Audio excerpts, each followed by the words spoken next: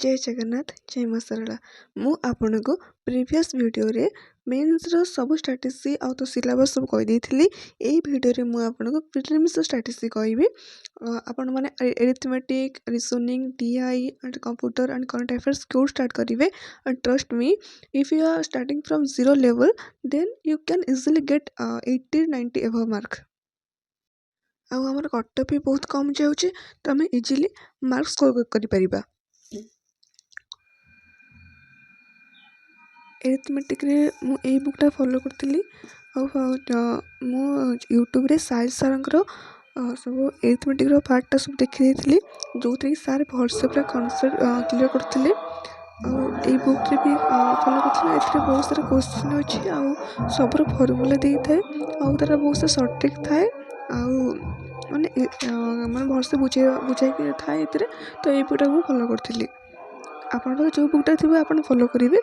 आ YouTube रे जदि आपन कॉन्सेप्ट जदि क्लियर नाही तो जो साइंस वाला वीडियोटा देखिदेबे भलसे आपन कॉन्सेप्ट क्लियर होइजिवो। आ रीजनिंग पई मो पाखे एई बुकटा थिला जेटा बीएस सिजुअल इंदु सिजुअल रो। तो आपन पाखे जो बुकटा अछि आपन सेटा देखिबे। आ गुटे मिले आरएस अग्रवाल, सेटा भी बहुत भलो बुकटा। तो मो पाखे एटा जेहेतु थिला मु एई जो देखुथिली। आ गूगल भी क्वेश्चन प्रैक्टिस करथिली, से साइटटा भी मु आपनको कहिदेबी। एथरे देखो भरबाल नॉन भरबाल एनालिटिकल सब पार्टा थिला। एथरे माने भलसे भी बहुत सारा क्वेश्चन थिला। तो एथरु मुई प्रैक्टिस कर दउथिली।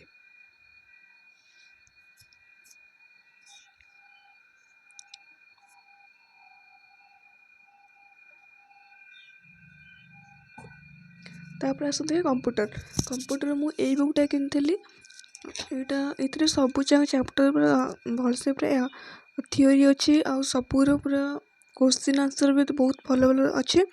तापर भी मु जो यूट्यूब रे औरवा सर क्लासटा देखुथिली, जो थरे कि औरवा सर भलसे पूरा कॉन्सेप्ट बुझाइथिले कि आपन देखिबे आपनकर भी बहुत भलसे सब मन रहि जिवो। तो एटा देखुथिली। आउ इंडिया पिक्सेल कि एग्जाम बेदा सेथरु मु कंप्यूटर सब क्वेश्चन सब दउथिली, जो थरे कि आउरी भी भलसे मन रहउथिला। क्वेश्चन जेते हमें दबा सेते हमर पाठटा मन रहिबो। देखो मु जहाँ भी मोर कॉन्सेप्ट लगे मु लिखि दिए एथिरे। देखो मो जो कॉपीटा एटा जो औरवा सर सब क्लास रो पूरा वीडियो पूरा एथिरे पूरा मु ना लिखि रखथिली। कम मेमोरी तापर मैं सब से सारा भलसे बुझाइथिले। मेमोरी हला, मेमोरी रो पार्ट सब जहाँ भी सब थिला हमर सब भलसे पूरा बुझाइथिले। आउ आपण माने डीआई हला रीजनिंग हला ए सब रो क्वेश्चन सब आपण इंडिया बिक्स और एग्जाम बेतारो प्रैक्टिस करिवे। कहना डीआई रो बहुत सारा क्वेश्चन सेतिर रिपीट होचे। आपण तो देखिथिबे आ सेतिर प्रैक्टिस भी हो जिवो। और सही क्वेश्चन यदि एग्जाम रे आसी गला तो हम टाइम भी सेव हो परिवो, जतरा कि हमें अलगा जो सब रहला पार्ट्स अरिथमेटिक हला रीजनिंग हला सेतिर हमें अधिक टाइम दे परिबा। एटा हम कहितली। करंट अफेयर्स पाई आपण माने बायजुस को बायजुस रो फॉलो करि परिबे, जोटा कि हमर फ्री अवेलेबल थाए। आउ एटा मंथली अवेलेबल थाए आ मंथली थाए, डेली थाए, वीकली थाए। तो आपण माने मंथली डाउनलोड कर देबे, तारा प्रिंट कर देबे। और एथरे बैंकिंगटा एते इंपोर्टेंट नहीं। बैंकिंग जो थिला जोटा कि हमर बैंक ऑफ इंडिया हला कि मेन हला हमर एसबीआई हला, तो मेन बैंक रो देखि देबे। बैंकिंग पार्ट एते एग्जाम रे आसे नहीं। बैंकिंग पार्ट आपण चाहिले स्किप करि परिबे। आउ आपण करंट अफेयर्स 8 मंथ रो देखि देबे। ना 8 मंथ रो करंट अफेयर देखि देबे सेतरे सब जगह पूरा हिजिवो। आउ बायजुस रते सेतरे ओडिसा रे भी करंट अफेयर्स थाए। सेति पे हमर एथि जते हम जते बायजुस माने एटा करतबा तो एथि हम ओडिसा रे भी कवर हिजिवो। तो मु एमति सब नवंबर जनवरी एम सब जगह पूरा डाउनलोड कर देथिली। प्रिंट करके ताको रखिथिली, कारण मोबाइल रो भलसे पढ़ी हुए ना। देखो एटा हला बायजुस टा साइट जोटा कि मोर डाउनलोड करछि। एटा नवंबर 2023 रो डाउनलोड करछि। बैंकिंग पार्ट आपण स्किप कर देबे। तो जोटा माने इंपोर्टेंट थिबो सेटा आपण देखि देबे। आउ छोटा छोटा बैंक दरकार नहीं, जोटा मेन बैंक थाए जोटा कि हमर जो थाए सेटा गवर्नर कोन कहउछंती कि नुवा स्कीम आसीची कि ए सब आपण देखिबे। जेतरा क्वेश्चन आसले कि आरबीआई का अपॉइंट करछि जो जियो फाइनेंस सर्विस रे, ତ ଏଇସବୁ ଆପଣ ମନେ ରଖିବେ। ତ ଏଇସବୁ ଯେଉଁଟା ଗୋଟେ ଇମ୍ପୋର୍ଟାଣ୍ଟ ଆସିଯାଉଛି ଆପଣ ସେସବୁ ଇମ୍ପୋର୍ଟାଣ୍ଟ ମନେ ରଖିବେ। କିନ୍ତୁ ଏକ୍ଜାମ୍ ମନ୍ଥର ଯେଉଁ ପ୍ରିଭିୟସ୍ ମନ୍ଥ ଥିବ ତା'ର ଟିକେ ବ୍ୟାଙ୍କିଂ ଆପଣ ଭଲସେ ଦେଖିବେ। ଆଉ ଅର୍ବିଟାରିଜ୍ଟା ବହୁତ ଇମ୍ପୋର୍ଟାଣ୍ଟ ଥାଏ। ସେ ପଚାରି ଦେଇଥାଏ ନା ପଚାରିଦେବ ଜିଭିଆ ପୋର୍ଟାଲ୍ ମାନେ କେଉଁଥିରେ ଆସୋସିଏଟ୍ ଅଛନ୍ତି, ପେଣ୍ଟର ନା ଆକ୍ଟର ନା କ'ଣ, ତ ଏଠି ପଚାରି ଦେଇଥାଏ। ତ ଆପଣ ଅର୍ବିଟାରି ବି ସବୁ ଦେଖିଦେବେ। ତ ଅର୍ବିଟାରି ବି ମେନ୍ ରହିଛି। ଯେମିତି ପଚାରିଦେବେ former governor of the RBI India Shri Venkataraman 92 ଇୟର୍ସରେ ସେ ପାସ୍ ଆଉ ହେଲେ। ଆମର ଗୋଟେ କୋଶ୍ଚିନ୍ ଆସେ ନା କି ମନେକର ଯେଉଁ CM ହେଲେ ଯେଉଁ ଥିଲେ ସେ କେତେଥର CM ଥିଲେ, କେତେଥର ଏମିତି ସବୁ କୋଶ୍ଚିନ୍ ଆସିଯାଉଛି। ତ ଆପଣ ଅର୍ବିଟାରି ଟିକେ ଭଲସେ ଦେଖିଦେବେ।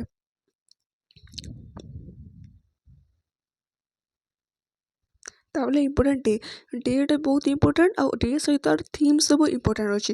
ତ ଆପଣ ଥିମ୍ ବି ମନେ ରଖିବେ। ଆଉ ମେନଲି ହେଉଛି ଯେତେବେଳେ ଆମେ ପଢ଼ୁଥାଉ ଏସବୁ ଏତେ ସାରା ମନେ ରଖିବା ପାଇଁ ଆମକୁ ବହୁତ ମାନେ ଡିଫିକଲ୍ଟ ଫେସ୍ କରିଥାଉ। ସେଥିପାଇଁ ଆପଣମାନେ କ'ଣ କରିବେ ନା ସବୁ ସଠିକ୍ ଆପଣେଇବେ। ଯେତେ ଆପଣ ସଠିକ୍ ମାନେ ଦେଖିବେ ଆଉ ତାକୁ ବାରବାର ରିଭାଇଜ୍ କରିବେ ଆପଣ ସବୁ ମନେ ରହିଯିବ। ଯେମିତି ଆମର ଆସୁଛି ନ୍ୟାସନାଲ୍ ଏଜୁକେସନ୍ ଡେ November 11। ତ ଆମେ ମନେ ରଖିବା ନଭେମ୍ବର ମାସ ହେଉଛି ଆମର ଶିଶୁ ଦିବସ ଆସେ। ତ ଶିଶୁ ଦିବସ ମନେ ରଖିଲେ କହିଲେ ଏକ କରି ଆମେ ସମସ୍ତେ ପାଠ ପଢ଼ିବା। ତ November 11 ମନେ ରହିଲା କି କ'ଣ ନା ଆମର କ'ଣ ଅଛି ଏଜୁକେସନ୍ର। ତାପରେ ହେଉଛି ରେଡ଼ିଓଗ୍ରାଫି ଡେ ହେଲା କେତେ November 8। ମନେ ରଖିବା କେମିତି ନା ଆମର 8ଟାରେ ରେଡ଼ିଓ ବାଜିବ। ତ ରେଡ଼ିଓରେ ବାଜିଲା ଆମର କ'ଣ, ତ ଆମେ ଏମିତି ମନେ ରଖିପାରିବା। ତାପରେ ଆସିଲା କି ଆମର ଯେଉଁ ଆସିଲା ୱାର୍ଲଡ଼ କାଇଣ୍ଡନେସ୍ ଡେ November 13। ଏଇଟା କେମିତି ମନେ ରଖିବା ନା 14ରେ ଆମେ ଜାଣିଛେ ଆମର ଯେଉଁ ଚିଲଡ୍ରେନ୍ସ ଡେ। ତ ସେଥିପାଇଁ 13ରେ ଯେଉଁମାନେ କାଇଣ୍ଡନେସ୍ ଦେଖେଇଥିବେ ସେମାନଙ୍କୁ 14ରେ ପ୍ରାଇଜ୍ ଦିଆଯିବ। ଆଉ ଗୋଟେ ଆସିଲା ଆମର ଡାଇବେଟିସ୍ ଆସିଲା ୱାର୍ଲଡ଼ ଡାଇବେଟିସ୍ ଡେ ଆସିଲା 14ରେ। ତ ସେଦିନ ଆମେ ଜାଣିଛେ ଆମ ଶିଶୁ ଦିବସରେ ଆମକୁ କ'ଣ ଅଧିକ ଚକୋଲେଟ୍ସ ଖାଇବା ମିଳେ। ଯଦି ଆମେ ଅଧିକ ଚକୋଲେଟ୍ ଖାଇବା ତ ଆମ ଡାଇବେଟିସ୍ ହେବ। ସେଥିପାଇଁ ଆମେ ଚକୋଲେଟ୍ ଏତେ ଖାଇବାନି। ତ ମନେ ରହିଗଲା। ତ ଏମିତି ସବୁ ଆପଣ ଯେତେ ସଠିକ୍ରେ ମନେ ରଖିବେ ଆଉ ସବୁ ଥିମ୍ ମନେ ରଖିବେ। କାରଣ ଥିମ୍ଟା ହେଉଛି ବହୁତ ଇମ୍ପୋର୍ଟାଣ୍ଟ। ଥିମ୍ ସବୁ ଏକ୍ଜାମ୍ରେ ଆସିଯାଏ। ଠିକ୍ ଅଛି।